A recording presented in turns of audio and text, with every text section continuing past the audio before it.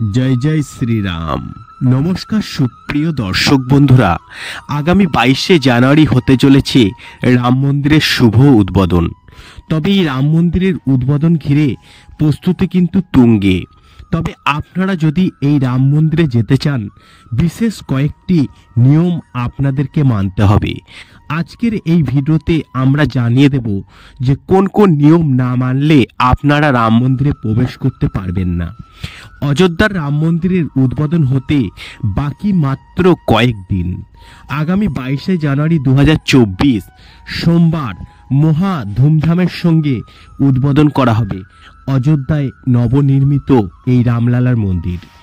রাম জন্মভূমিতে রাম মন্দির প্রতিষ্ঠার জন্য কয়েকশো বছর ধরে প্রতীক্ষা করেছিলেন রাম ভক্তরা। এদিনে তাদের সেই প্রতীক্ষার অবসান হতে চলেছে। রাম মন্দিরের উদ্বোধন উপলক্ষে 22শে জানুয়ারি থেকে 25শে মার্চ পর্যন্ত চলবে নানা অনুষ্ঠান। এই সময় রাম কথা ও রামলীলা চলবে। অযোধ্যায় নবনির্মিত রাম মন্দির হল 280 ফুট লম্বা এবং চওড়ায় 250 ফুট এবং উচ্চতায় 161 ফুট এবং 3 তলা। এই মন্দিরটি প্রতিটি তলায় উচ্চতা হচ্ছে 20 ফুট করে।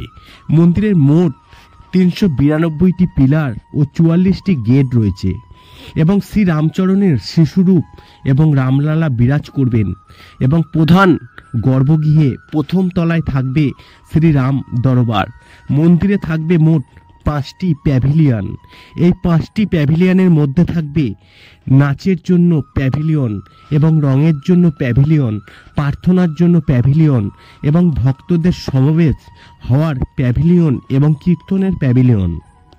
মন্দিরে বিভিন্ন দেবদেবীর সুন্দর সুন্দর মূর্তি স্থাপিত হবে। রাম মন্দিরের পিলার এবং দেওয়ালে খোদিত হবে দেবদেবীর মূর্তি। মন্দিরের 4 কোণায় থাকবে আরও 4টি মন্দির।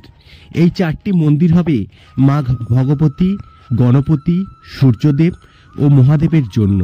এছাড়া মন্দির চত্বরে থাকবে মহর্ষি বাল্মীকি, মহর্ষি বশিষ্ঠ, মহর্ষি বিশ্বামিত্র, মহর্ষি অগস্ত্য এবং নিশাধারাজ মা শবরী এবং দেবী এবং অল্লহার মন্দির। মন্দির চত্বরে অবস্থিত প্রাচীন মহাদেবের মন্দির এবং নবরত্নকূপের টিলা 2টি নতুন করে নির্মাণ করা হবে। এখানে বসানো হবে একটি জয়তু মূর্তি। উল্লেখযোগ্য বিষয় হলো এই মন্দির নির্মাণে লোহার ব্যবহার করা হয়নি। আগামী 22শে জানুয়ারি রামচন্দ্রের জন্মভূমি অযোধ্যাতে আবার সিংহাসনে উপবিষ্ট হতে চলেছেন রামলালা। রাম মন্দির উদ্বোধনকে কেন্দ্র করে অযোধ্যায় এখন সাজো সাজো রব। উদ্বোধনী অনুষ্ঠানের জন্য সারা দেশের মানুষ যেমন অপেক্ষাকৃত, ঠিক তেমনি অযোধ্যা নগরীর এই বিশেষ দিনের জন্য সেজে উঠেছে নতুন রূপে। তার জন্য বেশ কয়েকটি ছুটিরও ঘোষণা করেছেন সেই দেশের সরকার।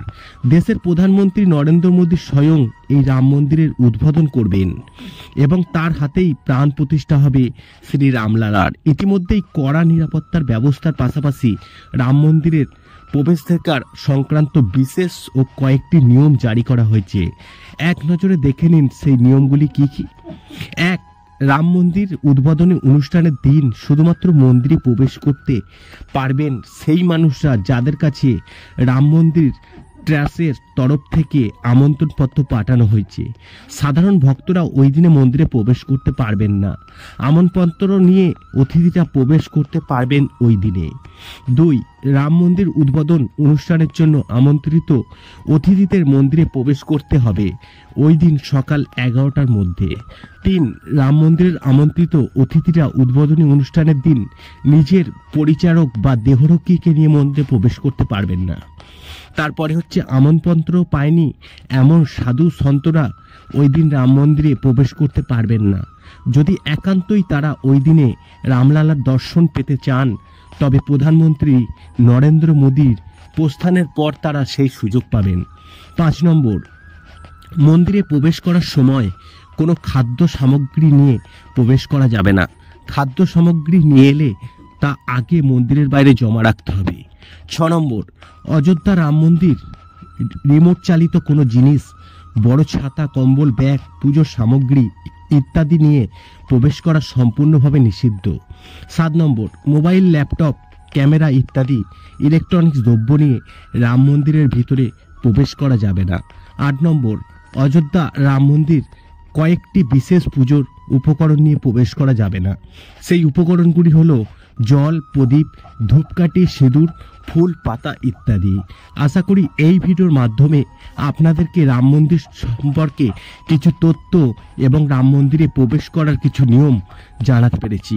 ভিডিওটি ভালো লাগলে অবশ্যই লাইক করবেন এবং কমেন্টে জয় শ্রীরাম বলে অবশ্যই একটি কমেন্ট করবেন, আর ভালো লাগলে শেয়ার অবশ্যই করবেন।